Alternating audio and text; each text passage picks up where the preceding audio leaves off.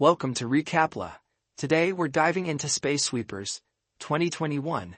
What if the key to humanity's future was hidden in the debris of space? Stay with us as we explore this thrilling sci-fi adventure.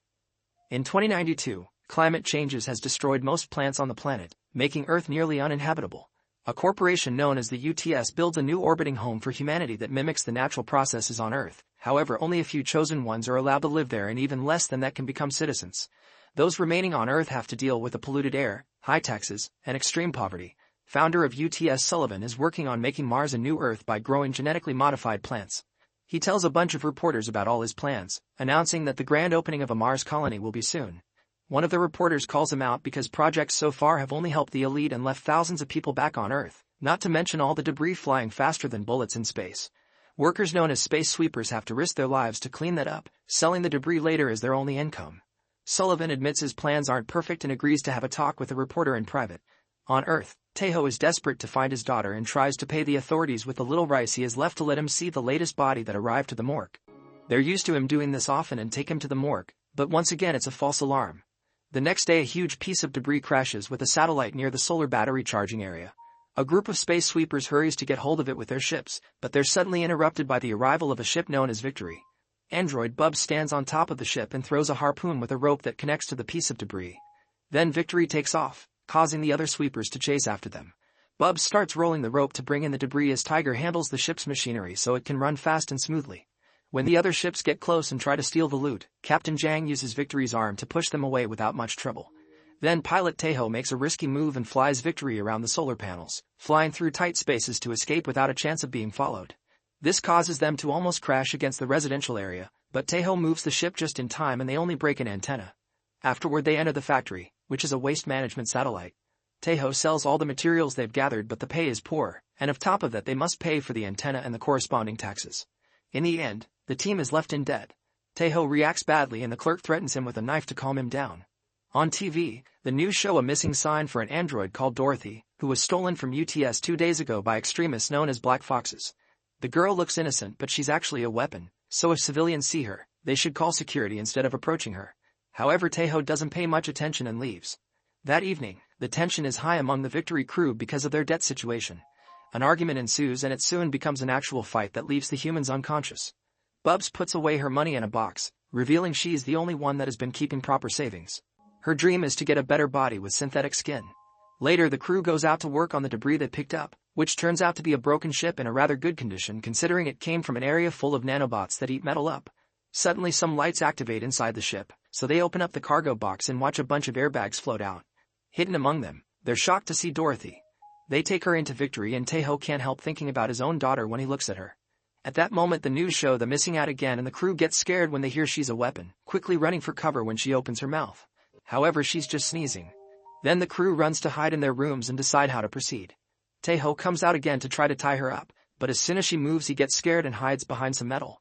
At that moment he notices she has a bag, so he grabs it and takes it with him to his room to examine its contents.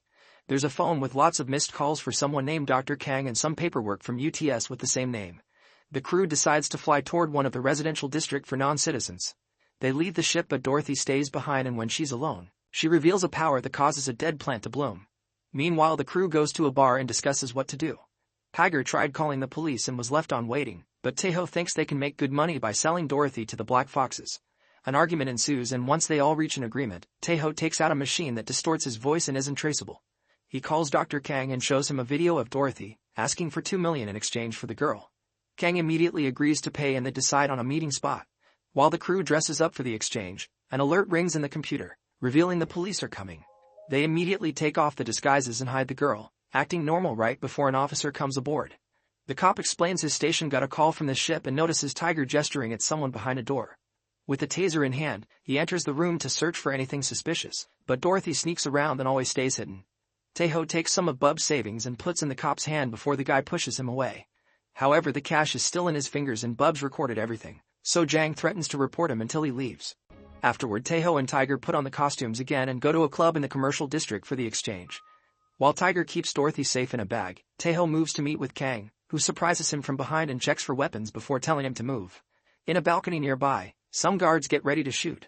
The duo meets with Tiger and Kang hands him a suitcase with the money, but when they open the bag they discover Dorothy is gone.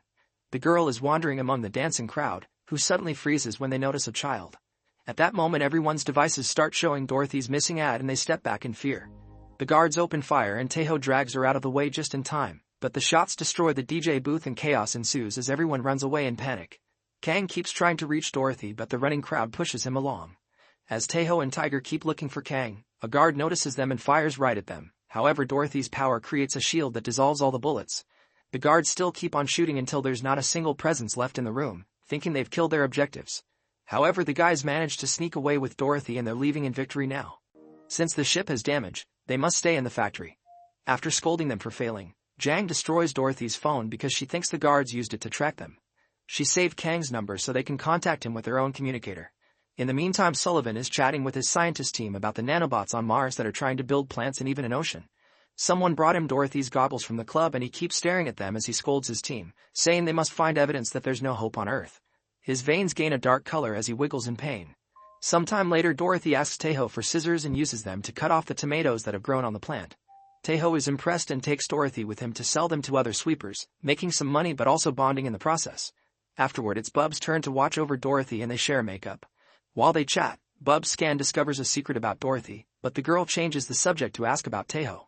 Bubs explains Taeho was a child soldier, and for most of his life he knew nothing but violence. One day during a mission, his team killed a mother and he found a baby in the arms of the dead body. Instead of sending her to Earth like the rules said, he adopted her as his daughter. Soon he discovered that the explosion from the mission had left her deaf and he blamed himself, so from then on he wasn't capable of hurting people anymore. This caused UTS to fire him and they ended up in a poor neighborhood. One evening while Taeho was trying to make some money, his daughter wandered away. Suddenly some space debris crashed in the neighborhood, killing thousands of people and sending the others running in panic. In the chaos, Taeho couldn't find his daughter and watched in horror how part of the town flew away into space.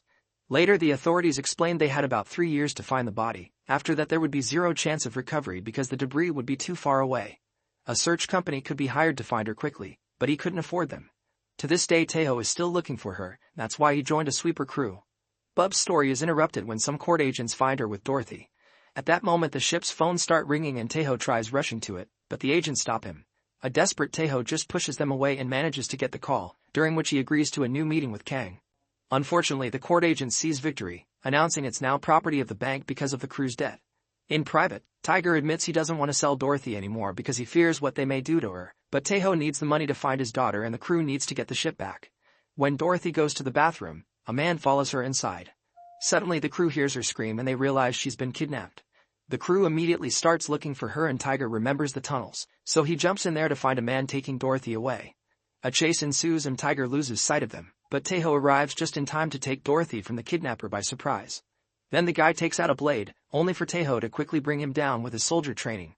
Unfortunately, the man isn't alone and more masked criminals come out at the same time Tiger returns, angrily beating them all up in just a matter of minutes. Jang also comes and unmasks the leader, discovering the clerk that usually buys their debris. In the meantime, Sullivan is having a meeting with a reporter that called him out. Sullivan explains he doesn't choose the citizens according to their economic status. His system runs DNA tests to choose the people with the best genes. The reporter points out that UTS is draining Earth's economy and creating too much space waste, effectively accelerating Earth's death. Getting creepy, Sullivan starts describing how he saw everyone in his village die when he was young and he lost his family, so since then he promised he would make humanity better. At the same time his guards bring an unconscious black fox and drop him on the floor. Sullivan tells the reporter he'll make him a citizen if he shoots the fox, and the reporter does it after some hesitation. However, Sullivan sees this as proof the guy is trash and kills him while his skin changes color. Back to the crew, they confront the kidnappers while Dorothy rushes to the bathroom. Jang points out robots don't poop and concludes Dorothy is human, which Bubs confirms. Then she uses a special light to reveal the kidnappers' tattoos, proving them to be black foxes. The group explains the foxes aren't terrorists, they're actually an environmental organization. Dorothy was born with an illness that destroys her nerves, so her father Kang injected nanobots into her body. These repaired her nerves but also gave her special powers to make plants grow. This meant she could heal Earth and Sullivan's Mars project wouldn't be needed. When Sullivan heard about Dorothy, he sent his guards to kill her. The labs and scientists that worked with her were destroyed, but Dorothy couldn't be killed because the only way to kill a nanobot is to use a hydrogen bomb.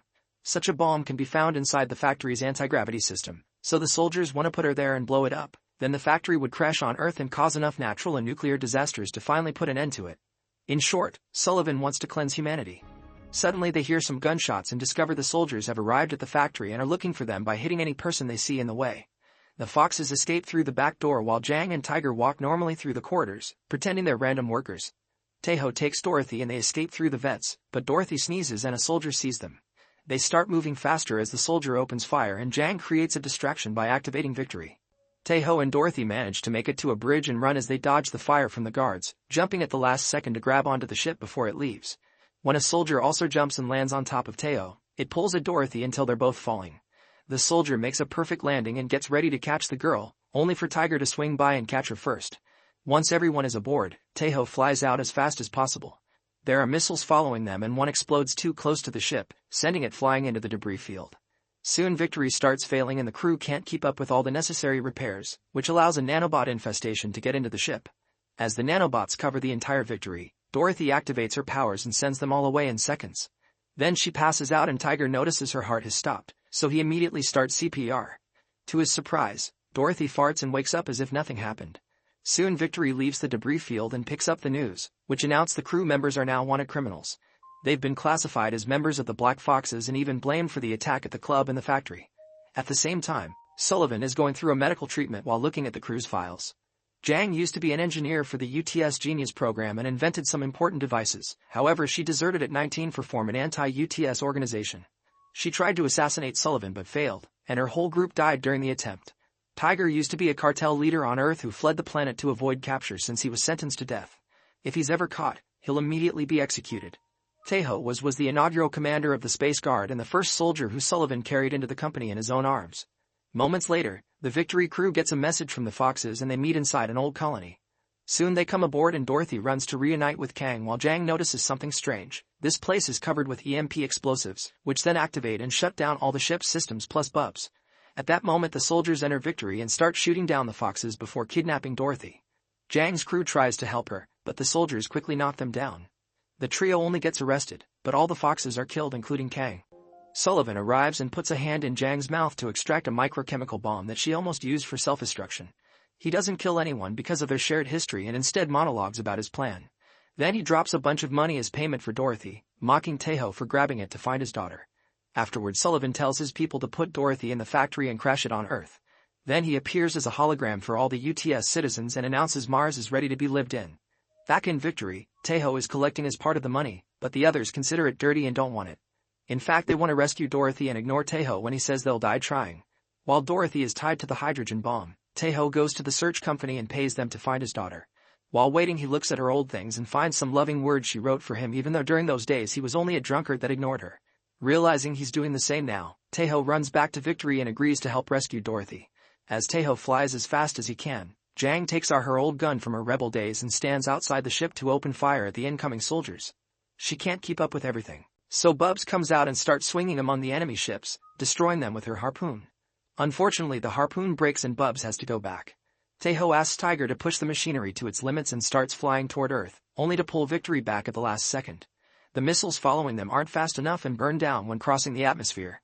There are still a few ships following them, but Victory goes fast and enters the factory just in time. The crew rushes inside the gravity chamber and rescues Dorothy. Jang checks on the bomb's programming and discovers the detonator is inside it, so it'll go off as she tries to hack it.